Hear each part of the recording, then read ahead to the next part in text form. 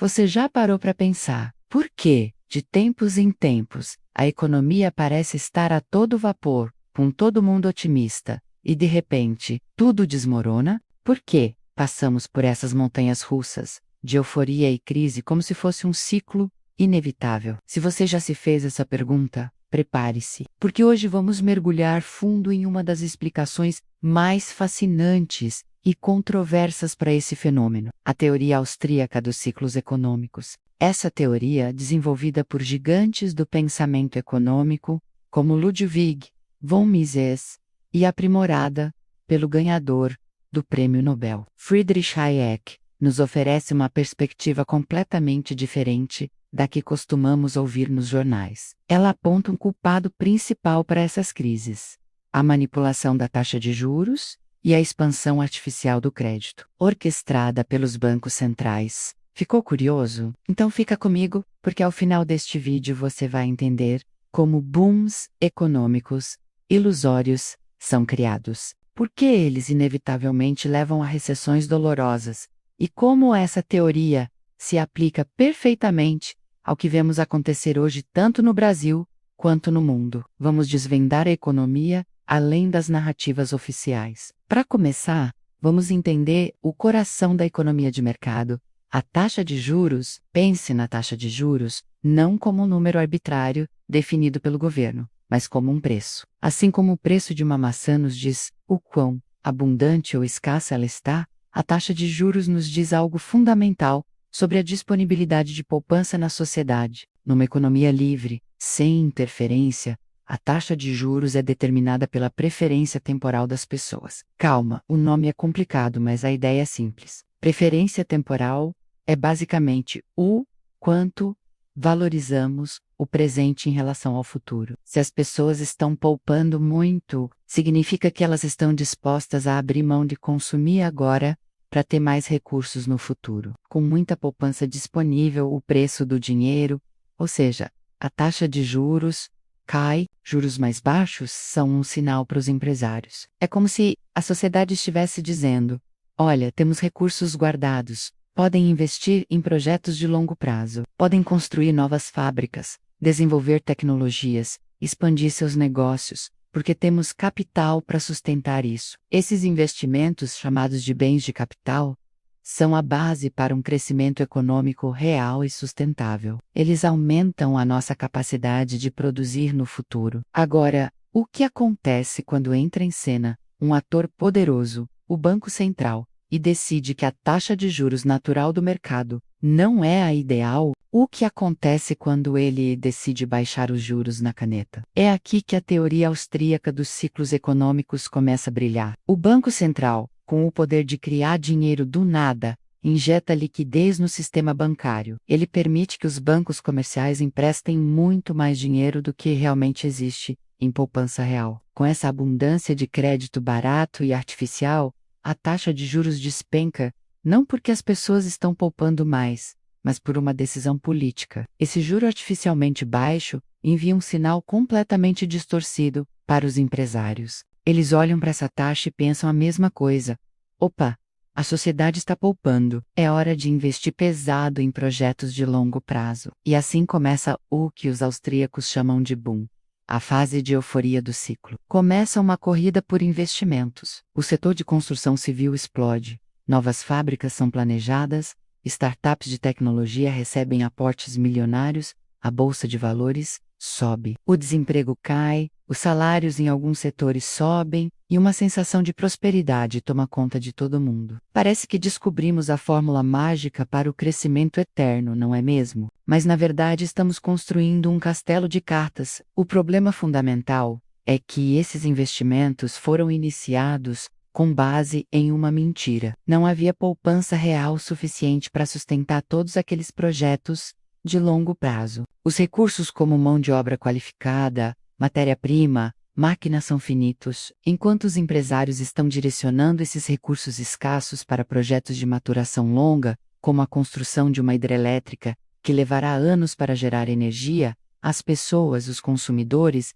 não mudaram sua preferência temporal. Elas não decidiram poupar mais. Pelo contrário, com a sensação de prosperidade, elas querem consumir mais agora. Começa então um cabo de guerra invisível pelos recursos escassos. De um lado, os produtores de bens de capital, com seus projetos de longo prazo. Do outro, os produtores de bens de consumo, tentando atender à demanda imediata da população. Essa competição acirrada por recursos começa a pressionar os preços para cima. A matéria-prima fica mais cara, os salários sobem mais rápido do que a produtividade, e a inflação começa a dar as caras. É nesse momento que a realidade bate à porta. Os empresários que iniciaram seus projetos ambiciosos começam a perceber que seus custos estão subindo muito mais do que o esperado. O financiamento, que parecia barato no início, começa a secar ou a ficar mais caro, à medida que o Banco Central, agora assustado com a inflação,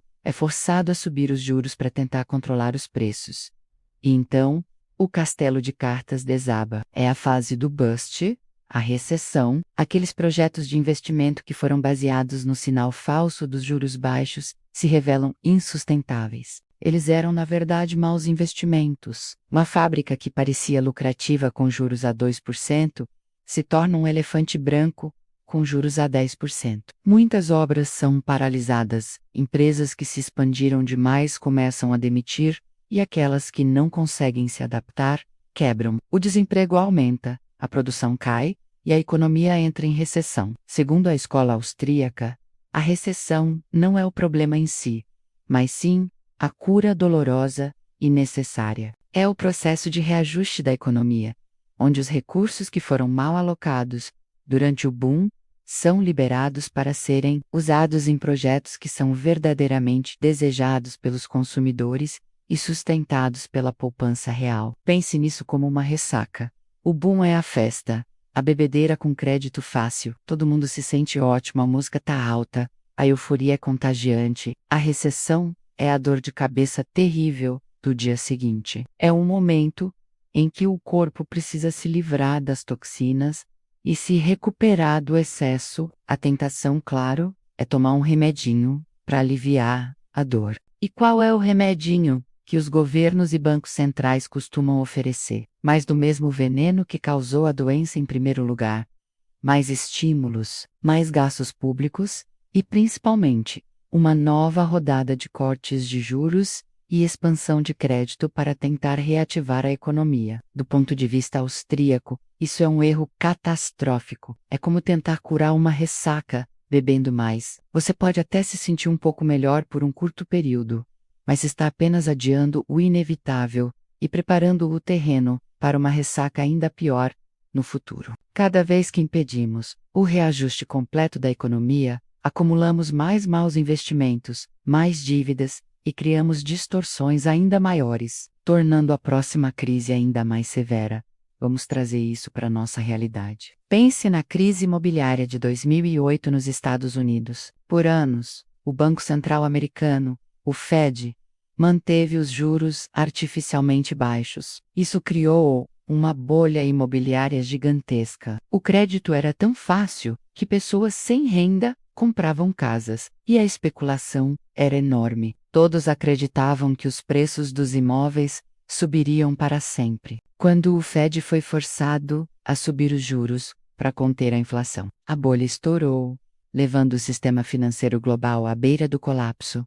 A cura foi mais injeção de dinheiro e juros próximos de zero por mais de uma década, o que nos leva diretamente à situação atual de inflação elevada em todo o mundo. E no Brasil, nossa história é repleta desses ciclos. Governos que, em busca de popularidade, forçam a queda dos juros e expandem o crédito e os gastos públicos, gerando uma sensação de crescimento. Lembram dos campeões nacionais? Empresas que receberam rios de dinheiro subsidiado para investir em projetos grandiosos? O resultado, invariavelmente, é uma crise inflacionária e uma recessão dolorosa.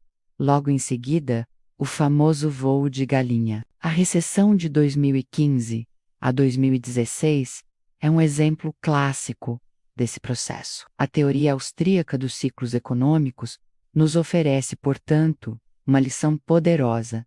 Não existe atalho para a prosperidade. O crescimento econômico sustentável não vem de uma impressora de dinheiro ou de uma canetada do Banco Central. Ele vem do trabalho duro, da inovação e fundamentalmente da poupança real das pessoas. Quando o governo tenta simular a prosperidade através do crédito fácil, ele não está apenas criando uma ilusão que terminará em crise, ele está ativamente destruindo a riqueza ao incentivar o desperdício de recursos escassos em projetos que a sociedade não pode sustentar. Se você chegou até aqui, parabéns! Você agora tem uma ferramenta poderosa para analisar a economia de uma forma muito mais crítica. Da próxima vez que você ouvir um político ou um comentarista celebrando um boom econômico impulsionado por crédito barato ou defendendo mais gastos e juros baixos como solução para uma crise, lembre-se da ressaca que inevitavelmente virá. Entender essa dinâmica é o primeiro passo para defender políticas que promovam uma prosperidade real e duradoura, em vez de ciclos viciosos de euforia e depressão. Muito obrigado por assistir. Se você gostou desse conteúdo e quer continuar desvendando os segredos da economia, não se esqueça de deixar o seu like, se inscrever no canal e ativar o sininho para não perder os próximos vídeos. Sua participação é fundamental para continuarmos produzindo esse tipo de análise.